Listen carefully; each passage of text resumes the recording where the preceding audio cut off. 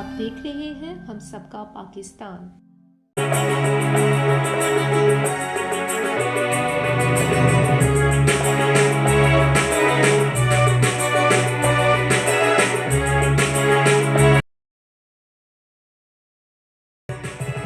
मेरा नाम शेर मोहम्मद है। मैंने सन 65 की जंग में हमारे हीरो एम आलम के साथ 7 साल तक इकट्ठे गुजारे हैं। आज मैं जो मेरा सुखने मौजू है वो एम आलम साहिब होंगे। हाँ जी, अल्हम्दुलिल्लाह। हो शाहीनों के दम से यूं ही मेरे वतन की जीनत, जिस तरह फूल से होती है चमन की जीनत।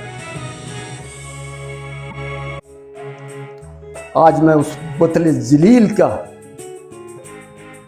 आपके सामने चंद गुज़ारिशात पेश करूंगा, जिन्होंने कि सन 65 की जंग में वो कारनामा अंजाम दिया जो कि रहती दुनिया तक ना तो आज तक किसी ने उस किस्म का कारनामा अंजाम दिया है और ना ही रहती दुनिया तक उसके कारनामे को कोई चैलेंज कर सकेगी। और वो है बतले जलील एम आलम।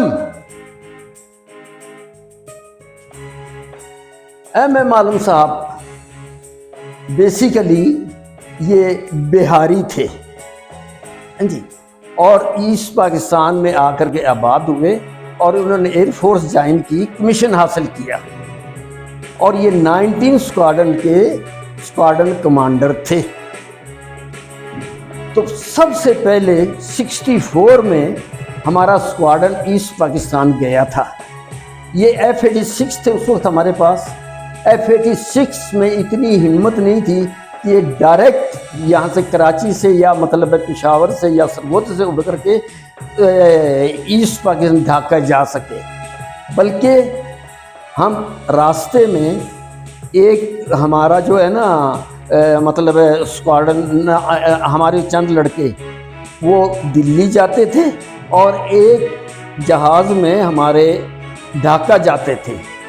तो हम इनको दिल्ली में रिसीव करते थे, वहाँ पर इनकी ज़रूरियात पूरी करके तेल पानी और जो कुछ ज़रूरियात होती हैं एक एयरक्राफ्ट की, है जी, वो ज़रूरियात पूरी करके सियाफ करके फिर दूसरी पार्टी ढाके जाती थी और इसी तरह वापसी पे होता था। तो 64 में फर्स्ट टाइम हम ईस्ट पाकिस्तान गए थे। वहाँ पर जा कर के जो कुछ के एम आलम साहब का रूटीन था, नॉर्मली F-86 की स्टार्टिंग जो है ना 1.5 घंटे की होती है और पायलट को ये इंस्ट्रक्शन होती है कि ये 15 मिनट का फ्यूल ले करके लैंड कर जाए।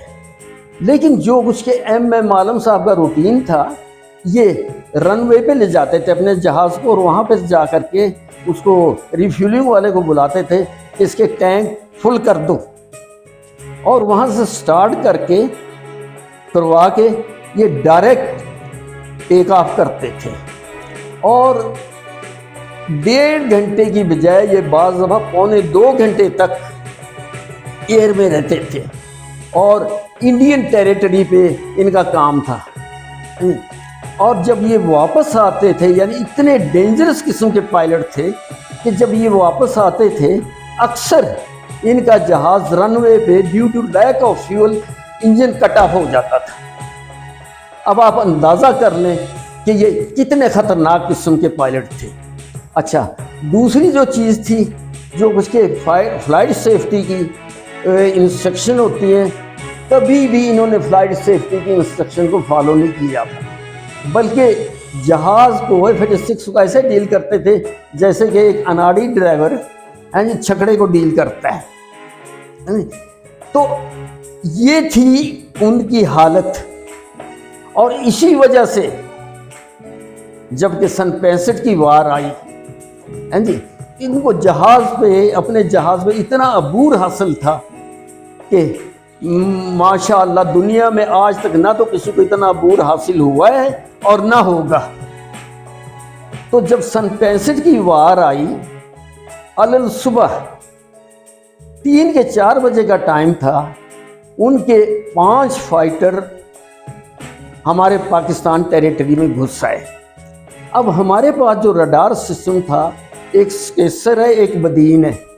स्केसर का रडार जो था ना, वो हाई पावर रडार है, और वो अगर कोई जहाज़ 500 फुट 5000 फीट की बुलंदी से नीचे आता है, वो डिटेक्ट नहीं करता है जी। वो जो उनके 5 जहाज़ थे, वो इतनी लो फ्लाइंग पे आए कि हमारा कोई भी जहाज, कोई भी रडार उनको, यानी हाई पावर रडार, डिटेक्ट ना कर सका। लेकिन सरगोदा उनका टारगेट था, और उनका इरादा यही था कि सरगोदा के एरोड्रम को तहस नहस कर देंगे, ताकि पाकिस्तान एयरफोर्स जो है ना, फ्लाइंग के काबिल ना रहे। तो यूं ही वो, अच्छा, सरगोदा की हिफाजत के लिए 70-80 किलोमीटर पर छोटे रडार लगे हुए थे। तो जब उन छोटे रडार्स ने डिटेक्ट किया कि 5 जहाज सरगोदा की तरफ बढ़ रहे हैं, उन्होंने फ़ौरन इन्फॉर्म किया। तो ये यूनिट होते हैं, इनकी डायरेक्ट स्पेसर के साथ फ़ोन उठाते हैं, और डायरेक्ट कंट्रोलर के साथ इनकी वो होती है बातचीत। कंट्रोलर को कहा गया कि इस तरह करके हमारे तरफ 5 जहाज सरगोदा की तरफ बढ़ रहे हैं। उन्होंने कहा कि हमारा कोई मिशन नहीं है इस वक्त, है जी, इनको फॉलो करो।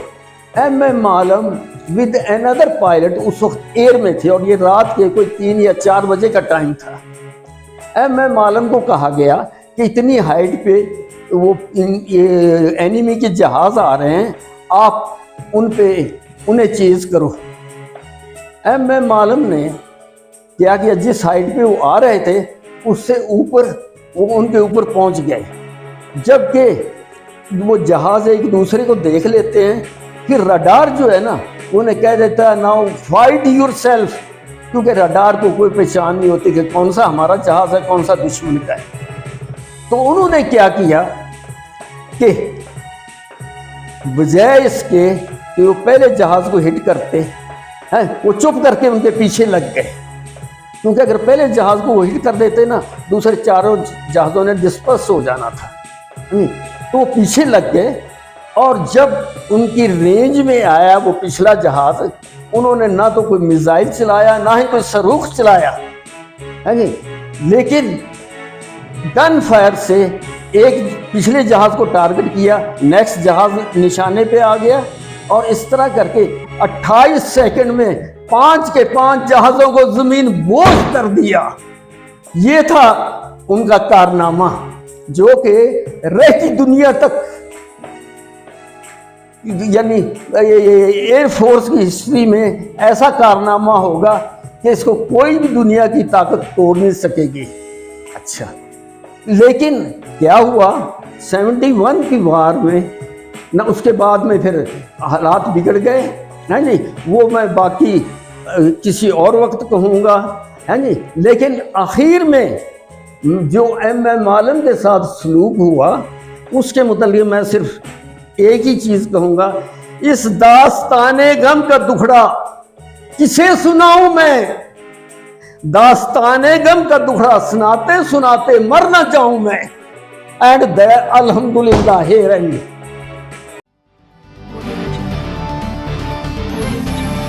आप देख रहे हैं हम सबका पाकिस्तान।